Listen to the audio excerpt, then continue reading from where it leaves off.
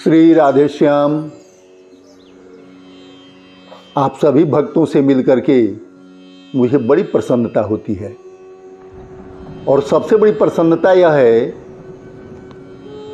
कि आप हमारे वीडियोज को सुनते हैं, लाइक करते हैं और कमेंट करते हैं। यह बड़ी खुशी का विषय है। ऐसा प्रतीत हमें होता है कि आप हमारे वीडियोज को पसंद करते हैं, तब भी इतने लाइक और इतने कमेंट मेरे पास आते हैं। आज हम आए हैं आपको छठ महापर्व यानी खष्टी महापर्व की ढेर सारी शुभकामनाएं देते हुए, और आज आपसे हम षष्ठी व्रत की चर्चा करेंगे। ये षष्ठी और छठ महापर्व है क्या?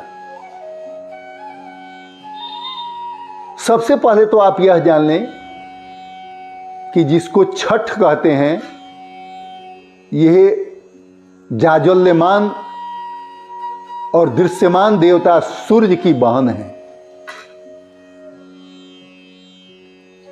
भगवान इंद्र और उनकी पत्नी शची की पुत्री हैं। और षष्ठी का ही अपभ्रंश होते हुए छठ हो गया। छठी, षष्ठी, षष्ठी, छठी, छठी, छठी हो गया। ये छठी व्रत जो है कार्तिक शुक्ल पक्ष के छठवें दिन यानी खष्टी तिथि को मनाया जाता है। षष्ठी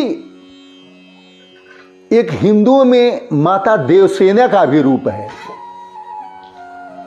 जो हिंदू कैलेंडर में, हिंदू धर्मग्रंथ में विशेष रूप से ब्रह्मवैवर्त पुराण और देवी पुराण में इसकी चर्चा आपको मिल जाएगी। ये षष्ठी एक देवसेना महादेवी हैं, जो बच्चों के रक्षक के रूप में जानी जाती हैं, जिन्हें छठी कहते हैं, षष्ठी कहते हैं।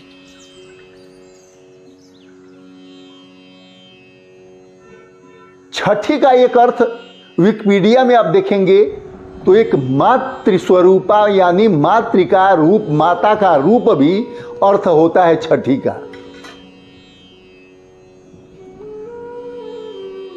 इसे विभिन्न नामों से विभिन्न जगहों पर जाना जाता है। कहीं कहीं सुब्रमण्य षष्ठी जाना जाता है, कहीं कहीं स्कंद षष्ठी जाना जाता है, कहीं कहीं चंपा षष्ठी जाना जाता है, और विशेष रूप से पूर्वोत्तर राज्यों में छठी व्रत, छठ व्रत के नाम से इस तिथि को जाना जाता है, जो 4 दिनों तक लगातार हमारी माताएं बिना अन्न जल ग्रहण किए हुए और इस पर्व को मनाती हैं। कहीं कहीं आप देखते होंगे जहां नदियों के किनारा नहीं मिलते हैं, उन गांवों में आप देखते होंगे कि छठी की प्रतिमा बना दी जाती है और ऊपर गोल रंग में लाल रंग का पत्थर जैसा, सिर जैसा बना दिया जाता है। ऐसे नहीं बना जाता है, उसका वैज्ञानिक और सांस्कृतिक कारण है, आध्यात्मिक कारण है। माता का एक रूप लाल पत्थर के सिर वाला भी ब्रह्मवैवर्त पुराण में यह रूप पाया जाता है, इसीलिए इसी रूप का प्रतीक वह छठ की प्रतिमा बनाई जाती है। जहां नदी के किनार नहीं मिलते हैं, वहां इस रूप में इस प्रतिमा को बनाया जाता है और षष्ठी व्रत का पालन किया जाता है। और षष्ठी एक विभक्ति है, संस्कृत में षष्ठी एक विभक्ति है। जिस विभक्ति को वस्तु या व्यक्ति को जोड़ने में प्रयोग किया जाता है, वह विभक्ति जो व्यक्ति या वस्तुओं को जोड़ने में काम करे, वह षष्ठी विभक्ति होती है। अर्थात वह पर्व जो व्यक्ति को, वस्तु को, समाज को जोड़ने का काम करे, वह है छठ महापर्व। और कहते हैं कि षष्ठी महापर्व ब्रह्मवैवर्त पुराण में इसकी चर्चा आती है, देवी भागवत में भी चर्चा इसकी आपको मिल जाएगी।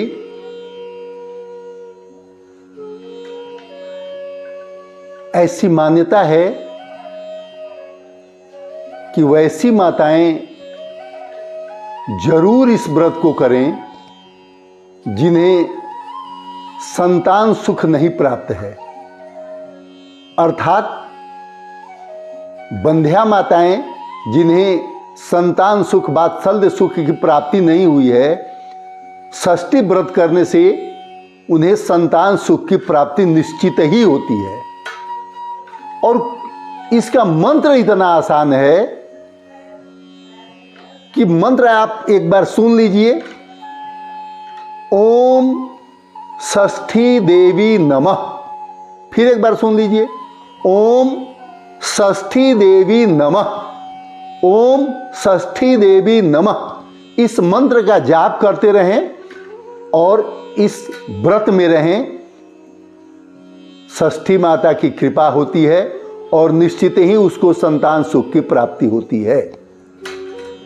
आइए हम और आप भी इस व्रत को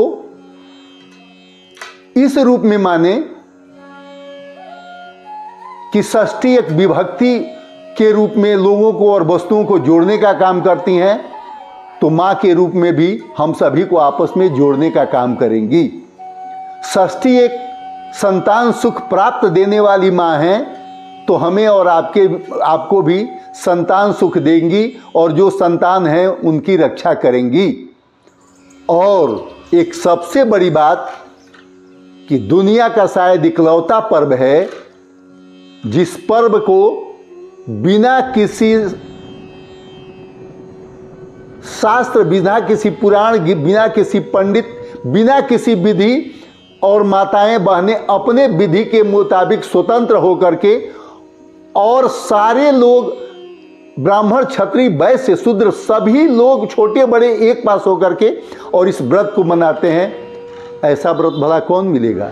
आइए छठ महापर्व की हार्दिक शुभकामनाओं के साथ हम विश्वास दिलाते हैं आपको कि इस व्रत को आप करें और आपस में जुड़ कर रहें।